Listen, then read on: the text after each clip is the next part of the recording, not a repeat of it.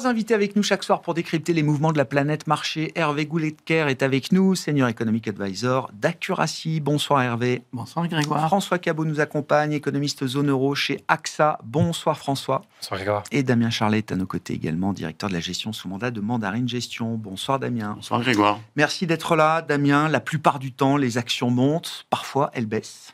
C'est le cas aujourd'hui et c'est le cas peut-être depuis le début du mois de novembre, après 7 mois de hausse partant du point bas d'avril dernier et de Liberation Day. Et dans ces moments-là, on cherche toujours quelques explications. Damien, qu'est-ce qui a changé entre l'environnement dans lequel les marchés et les investisseurs évoluaient il y a 3 semaines, 1 mois et aujourd'hui ?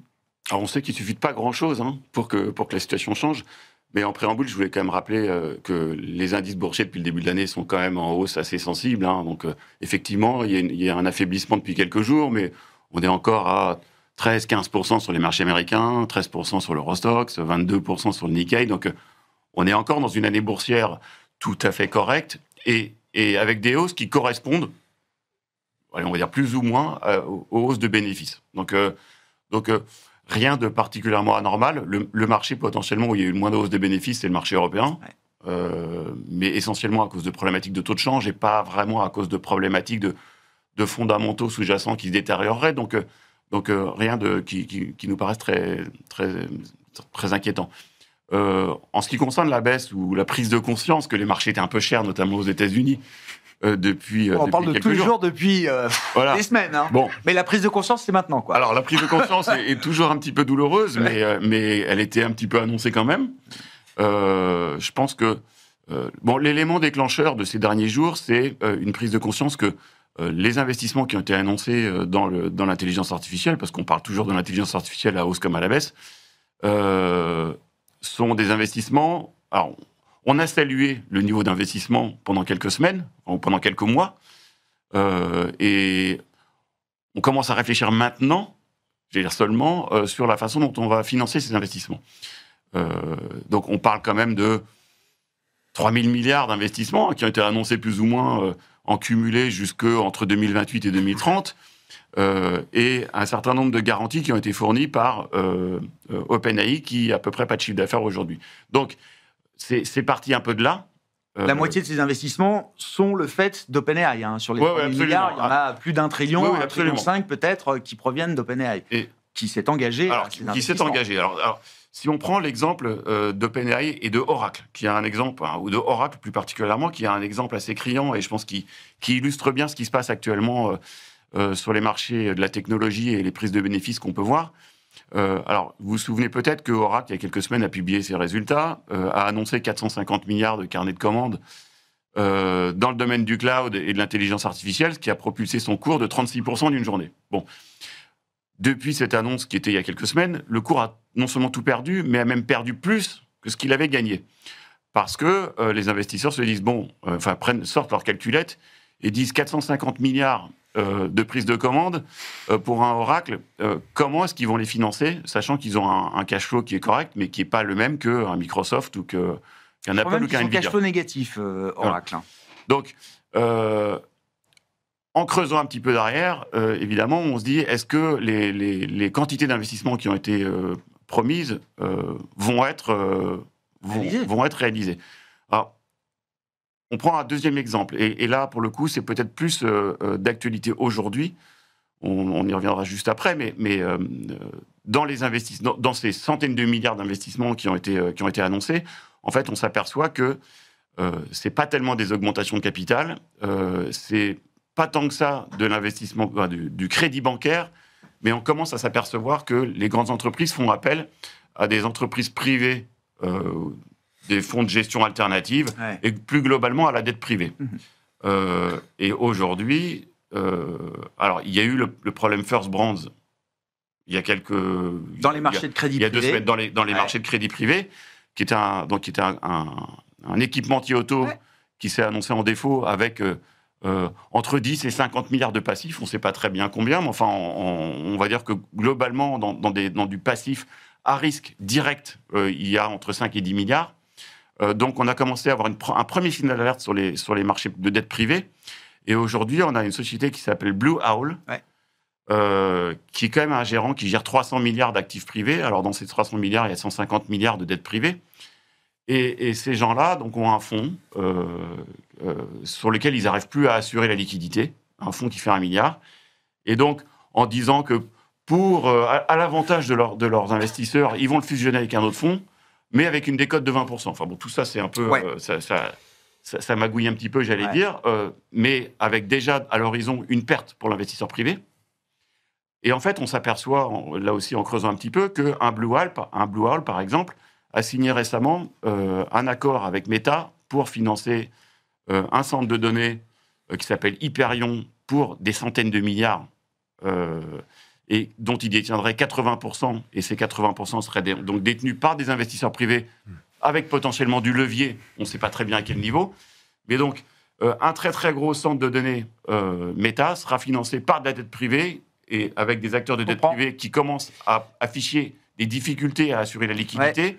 Et tout ça, on parle de beaucoup de choses, mais clairement, ça met du stress sur la liquidité, sur le niveau d'investissement, et donc sur la thématique IA à court terme. On cumule plusieurs sujets, mais il y a effectivement la dimension des investissements et la capacité à réaliser ces investissements dans les infrastructures d'intelligence artificielle, et dans le financement, le fait que les marchés privés gèrent une bonne partie de ce financement. Je rappelle, ces marchés privés de dette privée, alors j'ai plus les ordres de grandeur en tête, mais il y a 10-15 ans, ça pesait quelques milliards, quelques dizaines de milliards à peine. Aujourd'hui c'est plusieurs centaines de milliards, le private credit. C'est 2500 milliards. Non, mais voilà, en 15-20 ans, c'est quand même... La crise précédente, c'est des marchés qui n'existaient pas. Voilà, pour dire les choses. Par des rendements à 15%, 20%, donc on est toujours dans le même cercle vicieux, dans les mêmes exagérations quand les marchés commencent à monter et que essayer de rechercher du rendement avec des produits parfois... Puis il y a un problème d'opacité en plus, il faut le dire. L'information n'est pas aussi transparente, fluide que dans des marchés liquides ou dans des marchés publics. Voilà, donc on n'est pas en train de dire que tout va se casser la figure, mais c'est vrai que depuis quelques jours, les interrogations s'accumulent et avec des acteurs de l'IA qui ont bénéficié des prévisions d'investissement, et quand il y a des incertitudes qui arrivent, évidemment, les gens prennent les bénéfices, ce qui est normal. L'emblème du jour, dans la circularité des deals, c'est donc Microsoft et Nvidia qui vont investir 15 milliards de dollars dans Anthropic, une des stars de l'IA aux États-Unis. Anthropic qui va elle-même acheter 30 milliards de services Azure auprès de Microsoft. Voilà, donc on a quand même une forme d'étroitesse entre quelques acteurs. Mais ça, c'est les acteurs qui ont de l'argent. Et se revendent. Ils ont de l'argent. Ils ont de l'argent, et potentiellement, ils ont des besoins. Donc, c'est moins problématique. Bon, qu'est-ce qui se joue dans cette baisse de marché ? Sur quoi est-ce que le marché essaye de mettre un prix, là, aujourd'hui, Hervé ? Je pense que... c'est plus une recherche de cohérence qu'une recherche de prix, je dirais. Parce que si on va du général au particulier, le général, c'est une incertitude très élevée. L'étage en dessous, c'est l'état de l'économie. Bon, on peut dire que c'est peut-être moins mauvais qu'on ne le pensait, mais c'est médiocre. Et puis, quand on arrive au marché, jusqu'à une date récente, c'était un peu euphorique. Mais quand on regardait cette euphorie, on était quand même obligé de se dire, au moins aux États-Unis, les multiples de capitalisation sont stratosphériques. Le multiple de Shiller, donc le PE que l'on corrige du cycle, on était à 40, un maximum à 44 au moment, juste avant le dégonflement de la bulle Internet. Les signaux d'analyse technique n'étaient pas très bons non plus. Donc on voyait tout de même des marchés surachetés. Donc en fait, sur toute la chronique chiffrée, si j'ose dire, on se disait tout de même il y a de l'exagération. Et puis après, dans la rhétorique, on vient d'en parler beaucoup, mais dans cette rhétorique, en fait, on vend tout de même beaucoup de choses. Hier, pour le contrat, on a fait une lettre de bonnes intentions, si j'ose dire, entre la France et l'Ukraine. Mais tous ces investissements, c'est exactement pareil. C'est des projets que l'on a, mais en sachant bien que... Dans le militaire, il y a peut-être 30% des lettres d'intention qui débouchent jamais sur un contrat réel. Et je serais presque à parier que dans le domaine de l'intelligence artificielle, ça va être exactement pareil. Parce que le modèle économique de tout ça, en fait, on ne le connaît pas très bien. Qui seront les clients ? Pour quelle demande ? À quel prix ? Alors, tout ça, on ne sait pas bien répondre. Et dans ce cas-là, du côté de l'offre, dans ce petit cartel où chacun essaie de faire la course en tête par rapport aux autres, on a trouvé intelligent de dire « moi, je vais faire plus d'investissement que toi, tu vas voir un peu, et donc je vais avoir une avance sur toi ». La bourse réagissait bien. C'est l'histoire de la vie économique, ça, quand même, Hervé. Enfin, c'est une partie de l'histoire de la vie économique, mais en fait, allez, croyons au choc technologique et aux avancées économiques que cela apportera, mais il ne faut pas oublier que bien souvent, quand on a un choc technologique important, les vainqueurs ne sont pas du côté de l'offre, parce que finalement, il y a une espèce de banalisation qui se fait, et les prix baissent, mais se fait du côté des demandeurs qui sont malins et qui savent utiliser ça d'une façon à la fois intelligente et profitable. Donc en fait, on regarde de ce côté-là des offreurs, alors que peut-être il faudrait regarder du côté des clients de ces offreurs. Là, c'est plus flou, mais c'est peut-être là que les choses vont se passer. Donc, j'ai quand même l'impression que si on prend la chronique des chiffres de la macro au marché, et si on prend l'histoire derrière, on a quand même envie de dire que tout ça invite à une certaine prudence. Il faut savoir sortir au bon moment. Alors, est-ce que c'est le bon moment de sortir ? Ça, c'est pas moi qui suis le mieux placé pour le dire, mais je trouve que ça ressemble un petit peu à ça. En fait, on a rêvé sur l'IA, on a rêvé sur la Fed et sur l'ampleur des baisses de taux de vent. On en reparlera peut-être, mais la problématique de la Fed est plus exactement celle que les marchés ont en tête. Bref, le monde change et les marchés ont des espèces de cartographie conjoncturelle, choc structurel, qui date un peu, et puis donc, on rêve jusqu'au jour où on trouve qu'on a rêvé un peu trop grand, et la question c'est, est-ce qu'aujourd'hui on a rêvé un peu trop grand ?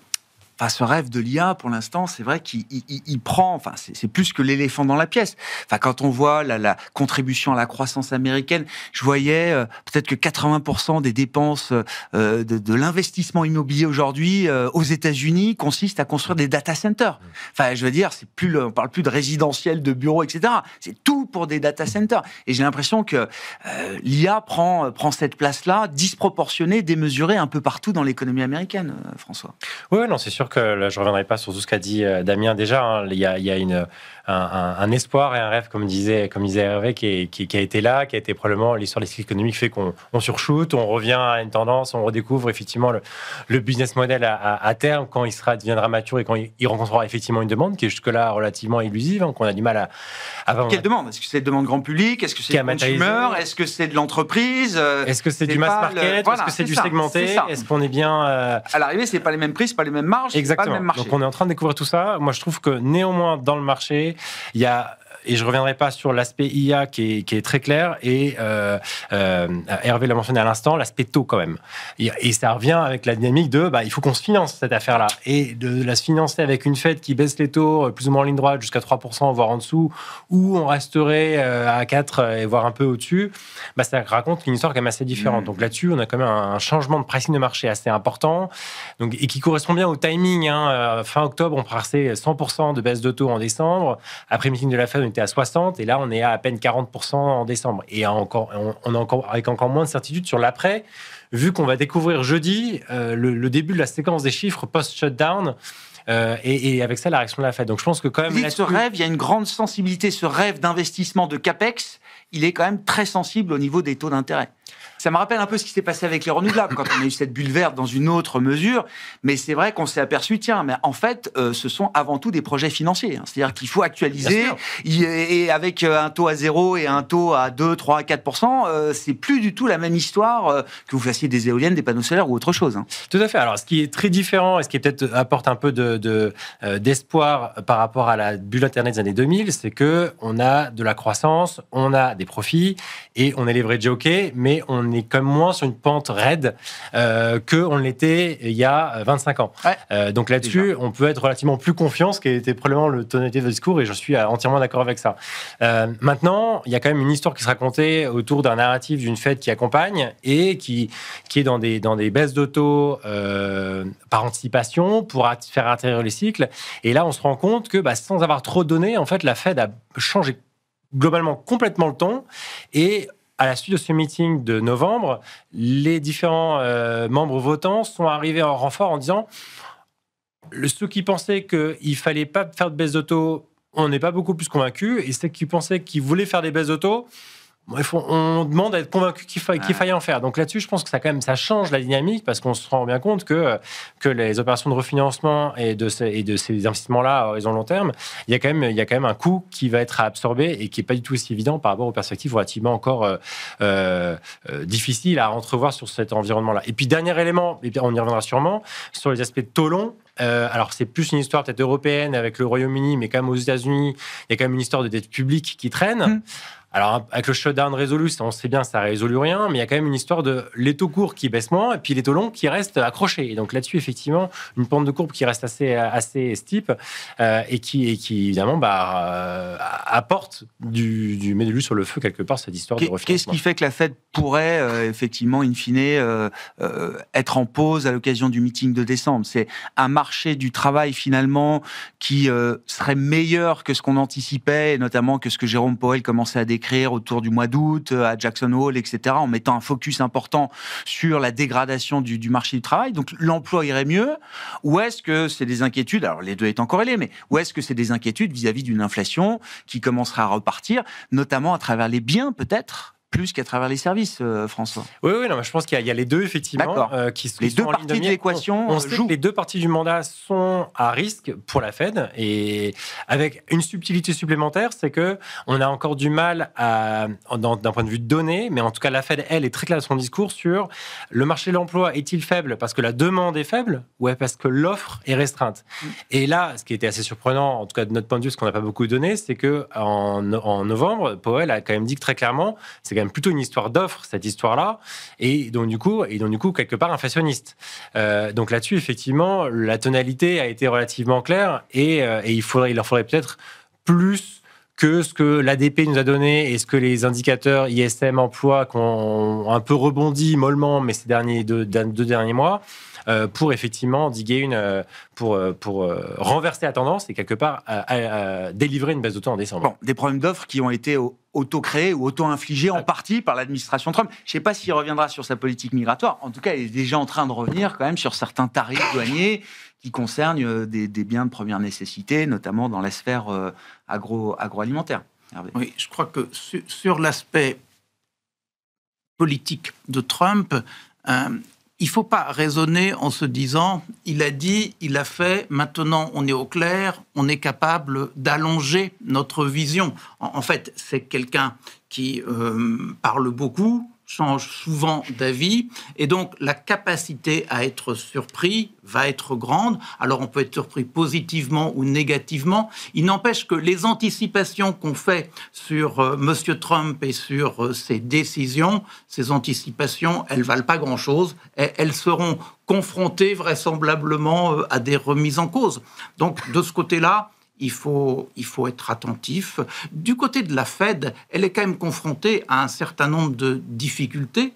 La première, c'est Trump, d'ailleurs. Et quelle est la part de Trump dans les deux baisses de taux que l'on a déjà eues? Il y avait quand même vraisemblablement une volonté de calmer le débat parce qu'il prenait une ampleur qui, pour toute personne attachée à son mandat, ne pouvait qu'être inquiétante. Donc, ils ont délivré en donnant le discours rationnel qu'il fallait donner, mais derrière cette rationalité, il y avait tout de même la nécessité de calmer le jeu. Je pense qu'il faut garder cela.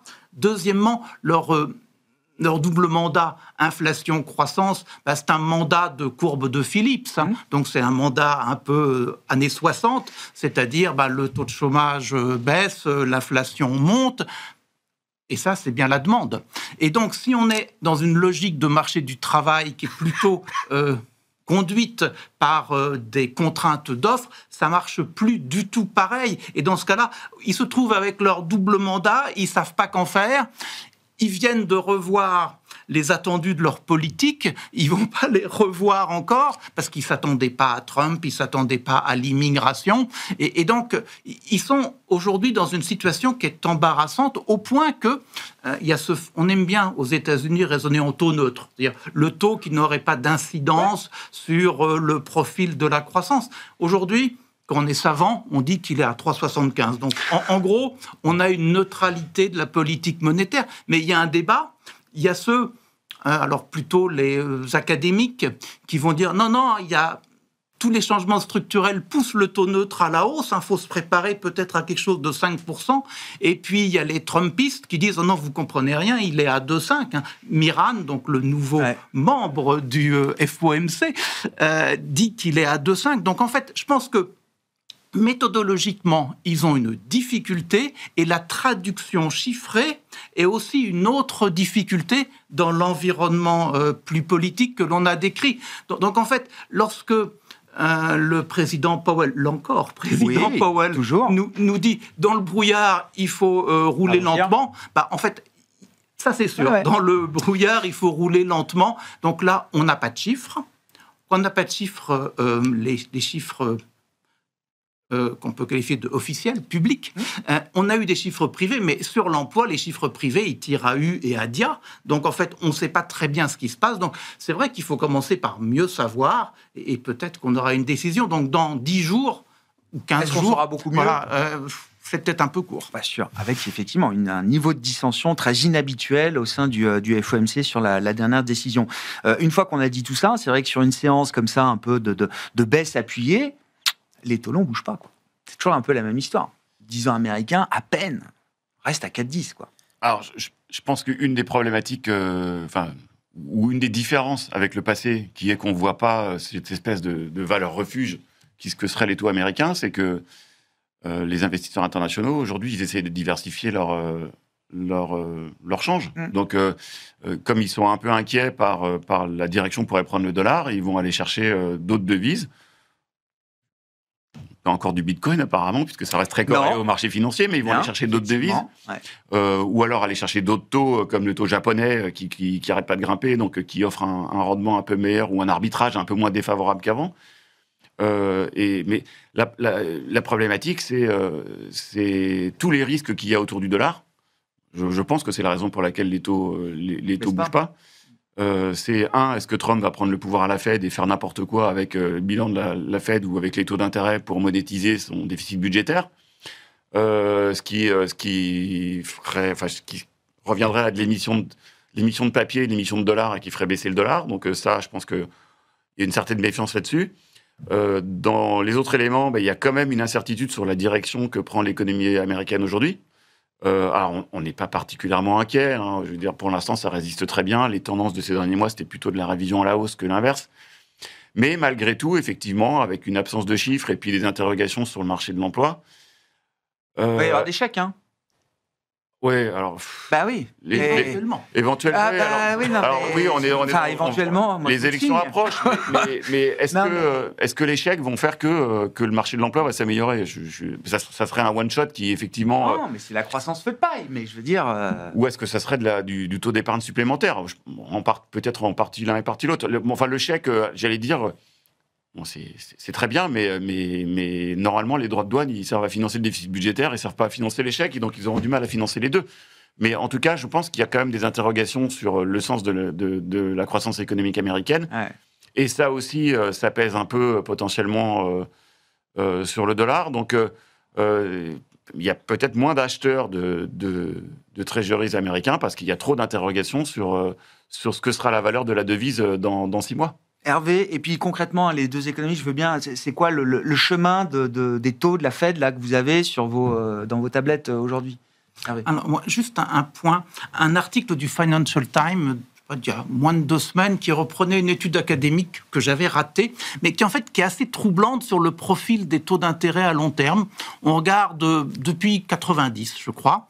En fait, les mouvements de taux longs sont tous intervenus dans les quelques jours autour d'une réunion de la Fed. Ouais. Donc en fait, c'est en gros un dialogue entre la Fed et le marché des taux. L'un regarde l'autre qui anticipe le premier. Et en fait, il y avait cette endogénéité qui fait que tout était simple, tout était clair. Depuis en gros, 2024, eh bien, ça marche plus du tout comme ça. Les taux longs vivent leur vie par rapport à ce que fait la Fed. Donc, en fait, l'équation de taux longs est beaucoup plus compliquée. Il y a plus de variables aujourd'hui que ce n'était simple pendant plus de 30 ans. Donc, il y a un vrai changement, semble-t-il, du marché obligataire.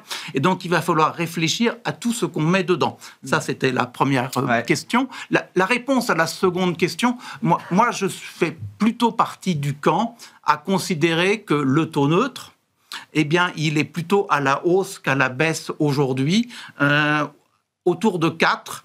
À mon avis, le potentiel de baisse est limité et je pense que le choix des hommes, le poids du politique va jouer là-dedans. Mais dans tous les cas, moi, je pense que le potentiel de baisse n'est pas extrêmement important. On n'est pas loin. Si les baisses de taux continuaient, ça nous amènerait assez vite en territoire accommodant, d'accommodation monétaire. Chez AXA, qu'est-ce que vous dites sur les baisses de taux Pour l'instant, on a gardé décembre. En attendant, là, effectivement, la publication des chiffres économiques sur les prochaines semaines. Et après, une baisse par trimestre en 2025, ce qui nous arrive à 3. À 3. D'accord. Qui est en fait, je suis d'accord sur le fait que les taux neutres peuvent être plus élevés, mais la Fed ne bougera pas ce référentiel-là d'elle-même si vite. Donc, dans leur référentiel à eux, s'ils arrivent au-dessus de 3, c'est-à-dire qu'ils sont encore en territoire restrictif, qui est leur taux neutre. Et donc, dès lors, pour nous, on leur voit une pente qui atterrit sur le 3. Damien ? J'avais juste une remarque qui est plutôt en prospective par rapport à l'évolution des taux américains, c'est que on parle beaucoup des mouvements de taux de la Fed, mais on parle moins, et pourtant ils l'ont officialisé, de la fin du bilan, QT. Bien sûr. Et la fin du QT, et éventuellement, certains économistes pensent que deuxième moitié de l'année prochaine, il pourrait commencer un QE. Mais c'est un bazooka. C'est un bazooka potentiel. Bien sûr. Dans la série des économistes qui ont fait un peu les maths du truc, ce qu'on explique, c'est qu'en réinvestissant une partie du bilan, on va couvrir quand même, mois par mois, une bonne partie des émissions du Trésor. Et avec, je pense quand même, dans l'idée que les taux ne montent pas. Voilà. Enfin, notre ministre des Finances américain, Scott Bessent, parce qu'il faut dire Bessent parce que c'est un nom français, et pas Bessent, s'il vous plaît. Donc notre ami Scott Bessent, il a quand même écrit au printemps dernier une longue étude pour dire tout le mal qu'il pensait des travers pris par la politique monétaire tout au long des dernières années. Et au nombre de ces travers, il y en a un qui est beaucoup plus gros que les autres, c'est le quantitative easing. Oui. Donc, alors, est-ce qu'il sera à la Fed ? Peut-être pas, mais peut-être que son ami Kevin Warsh sera à la Fed. Et dans ce cas-là, j'ai quand même l'impression qu'il y a une confusion dans l'entourage de Trump entre ceux qui disent il faut revenir à une orthodoxie. C'est l'arme des taux, parce que si c'est pas l'arme des taux, eh bien, on tombe dans des travers qu'on a du mal à récupérer, et ceux qui disent ça serait quand même drôlement bien, avec un marché des taux qui nous envoie des signaux un petit peu bizarres, qu'on ait une aide de la Banque centrale. Et pour le moment, il y a de la confusion sur le sujet, et je ne sais pas du tout dans quel sens ils vont aller. Bon, le KPI de Bessent, ça reste quand même les taux longs. Il a fixé son indicateur de performance, c'est des taux longs, et des taux longs plutôt mesurés, modérés, partant des niveaux actuels. Oui, mais avec des prix qui viennent d'une logique de marché, pas d'une logique administrée par la Banque centrale. Parlons de l'Europe. Qu'est-ce qu'on peut dire Alors si, un point qui m'a intéressé, c'est toujours cette révolution en Allemagne depuis le discours de Friedrich Merz en mars de cette année. Alors j'ai compris, la relance, ça commence maintenant. Il ne s'est rien passé jusqu'à présent, mais ça commence aujourd'hui. Dernière annonce en date, l'idée ce que nous on appelait en France le bouclier tarifaire, mais qui est à peu près la même idée pour les industriels allemands électro-intensifs. On va dissocier les prix de gros, les prix de détail du marché de l'énergie et de l'électricité pour favoriser l'industrie allemande.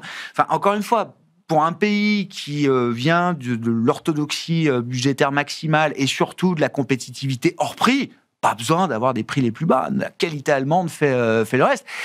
On mesure, j'allais dire, jour après jour, quand même, l'ampleur du virage qui est pris par l'Allemagne, François. Et quel virage nécessaire ? Un chiffre, 100,1. Si vous rebasez le PIB allemand au T4 2019, aujourd'hui, c'est 100,1. encéphalogramme plat. Absolument. Donc ça fait presque 6 ans qu'il ne s'est absolument rien passé. Donc Virage était bien évidemment attendu et Virage nécessitant effectivement les grands moyens, à la fois budgétaires par le plan d'infrastructure défense, sur des mesures également sectorielles, comme vous l'indiquez, sur l'énergie, la production industrielle énergie intensive, réforme structurelle sur le déploiement aussi. Donc il y a quand même besoin de on se rend bien compte que l'Allemagne a été à l'arrêt, et pas qu'économiquement, aussi institutionnellement, pendant tout ce temps-là. Donc il y a vraiment besoin d'une révolution pleine et entière sur l'ensemble des pans de l'économie pour qu'effectivement on puisse avoir un rebond.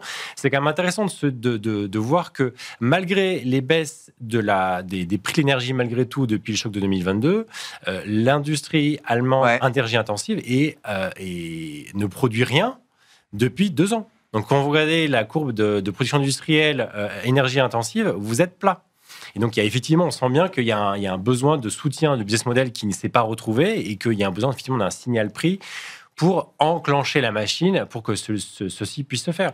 Donc, quand vous regardez la production de papier, la production de métaux de base, etc., il se passe vraiment pas grand-chose. Donc, il y a effectivement...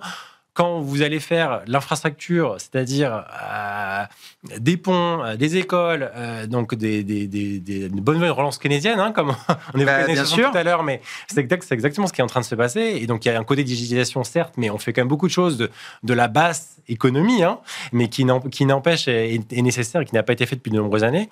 Il y a effectivement besoin, manifestement, de cet ensemble de paquets de mesures et dont on voit, parce que de notre point de vue, le marché a été un peu en anticipation de ce rebond économique, et nous on est beaucoup plus prudents sur le rebond de croissance parce que aussi ces réformes et ces mesures de politique économique là sont tout juste prises, et donc nous on n'aura vraiment effet qu'à partir du Q2, H2 2026. Donc c'est que là qu'on va commencer à avoir vraiment un démarrage, et pas du tout au début de l'année 2026 comme certains collègues et commentaires de marché l'espèrent ou l'anticipent. Exactement.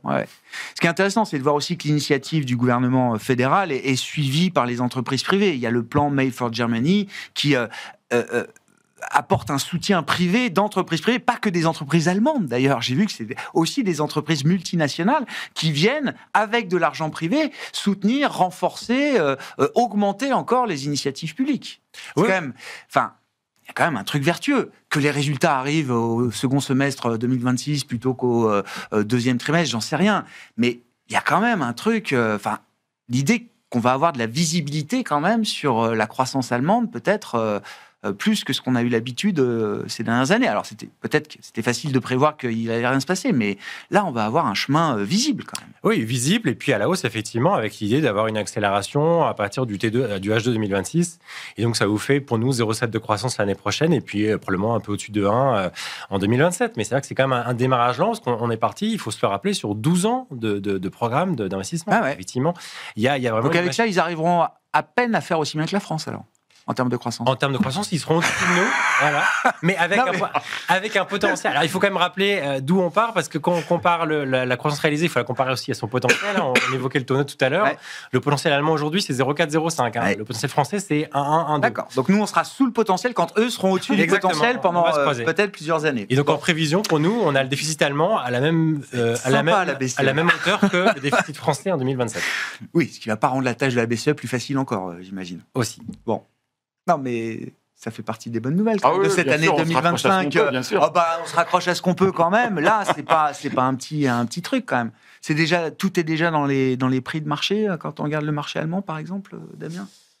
Non, je suis pas convaincu. Je pense que, alors justement, au niveau prospectif, on a parlé des États-Unis, on a parlé d'Europe, et je pense que ce qui est important de souligner aujourd'hui, c'est que mon sentiment, c'est qu'on a une meilleure visibilité, paradoxalement, sur la croissance européenne que sur la croissance américaine. Alors, ça ne veut pas dire que la croissance européenne va rester inférieure à la croissance américaine, mais en tout cas, on se pose moins de questions sur la croissance européenne, avec des niveaux de valo qui ont toujours été inférieurs au niveau américain, mais si on regarde en relatif par rapport à la moyenne historique, l'Europe est, on va dire, 5-10% supérieure à sa moyenne, et les États-Unis sont un bon 20% au-dessus. Donc, l'Europe, en relatif, est moins chère, a une visibilité qui est un peu meilleure, a certes un peu moins de croissance, mais ces éléments-là, plus le fait que, potentiellement aussi, le marché européen ou les indices européens sont constitués d'entreprises un peu plus diversifiées, un peu moins tirées par l'IA, et avec en 2026 peut-être aussi un peu moins, alors ça on verra, mais un peu moins d'effets négatifs de change, tous ces éléments-là font que on aura peut-être une croissance en relatif en Europe des entreprises qui sera meilleure par rapport elle ne sera pas supérieure aux entreprises américaines, mais elle se rapprochera de la croissance. En dérivés secondes, oui, en dérivés secondes, exactement, avec une dynamique qui sera meilleure, avec une visibilité qui est potentiellement un petit peu meilleure. C'est-à-dire que l'investissement boursier en Europe revient dans le jeu quand même. Je pense. Ouais. Je pense. Et avec des investisseurs internationaux qui commencent juste à revenir, à mon avis. Ils étaient... j'ai déjà rappelé, je pense, plusieurs reprises, mais l'Europe a déjà surperformé largement fin 2024, début 2025, avant qu'il y ait Liberation Day. Et je ne vois pas pourquoi, aujourd'hui, ça ne recommencerait pas. Ouais. Hervé? Moi, c'est l'histoire allemande. Je pense qu'il faut la regarder avec plus de prudence que ce que vous dites, François. Je l'ai trouvé prudent déjà, François. Je ne sais pas si je vous défends, François, mais j'ai trouvé justement. Je vais remettre une autre couche de prudence. Plus prudent, alors. Ok. Parce que je pense que... C'est pas quand même comme si c'était rien passé. Non, mais il y a eu de très belles annonces. Maintenant, la question, c'est la déclinaison des annonces dans un environnement politique allemand compliqué et qui va contraindre l'action du gouvernement, l'action du chancelier Mersch. D'abord, c'est un secret pour personne que la majorité, elle est un peu qu'à un quart entre les... Oui, mais c'est vrai aussi en Allemagne. Ouais. C'est vrai aussi en Allemagne. Donc c'est le capital politique qui lui manque. Donc en fait, il y a cela. Il ne faut pas oublier que les sondages donnent Alternative pour Deutschland devant. Il n'y a pas une grosse différence, mais devant les démocrates chrétiens. Et il y a quand même beaucoup de papiers qui sortent en Allemagne pour dire on utilise l'argent des plans pour autre chose que ce que l'on veut. On a besoin de dépenser ici ou là parce qu'il y a des incendies plus politiques qu'économiques.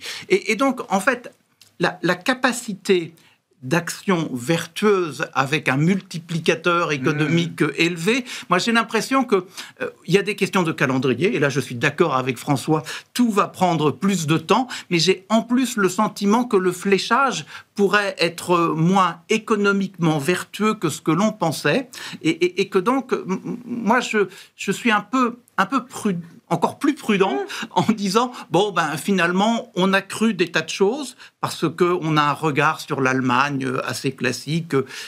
Ils disent, ils font. Là, il y a un embarras qui est quand même assez élevé. Et donc, à ce niveau-là, je suis un peu inquiet. Et puis, quand même, sur l'Europe, on est géopolitiquement pas stable du tout. Qu'est-ce qui va se passer sur notre frontière de l'Est? On n'en a pas d'idée. Avec quelles implications? Notre relation avec les États-Unis, elle est compliquée. Aujourd'hui, les histoires de politique commerciale se sont apaisés, mais pour combien de temps? La versatilité du président américain fait que... Il ne va pas nous refaire un Liberation Day tous les 6 mois, quand même. Là, je crois qu'il lui-même a compris aussi, non? Écoutez, il peut nous revenir en disant « Vous avez pris des engagements sur vos achats, où en est-il? Vous avez pris des engagements sur vos investissements chez nous, où en est-il? Où en sont-ils ?» Et puis, la relation avec la Chine est compliquée aussi. Et donc, Chinois et Américains vont savoir jouer de la faiblesse européenne. Et donc, je pense que la capacité à être surpris à l'horizon des prochains trimestres par l'au-delà de nos frontières économiques est quand même assez grande. Donc, l'Allemagne, je ne sais pas. La France, on a du mal à être optimiste. L'Italie, alors au niveau des comptes publics, c'est plus vertueux. Tant mieux, c'est pas pour ça qu'il y a beaucoup de croissance. En Espagne, la croissance est un peu artificielle. Donc, tout ça mis bout à bout, moi j'ai l'impression que s'il y a des interrogations de l'autre côté de l'Atlantique, il y en a un peu chez nous. Bon, une note de prudence qui, j'allais dire, convient à la séance boursière du jour. Hervé, merci beaucoup à vous trois, en tout cas. Merci d'avoir été les invités de Planète Marché ce soir. Hervé Gouletker, Accuracy, François Cabot, AXA, Damien Charlet, Mandarin Gestion.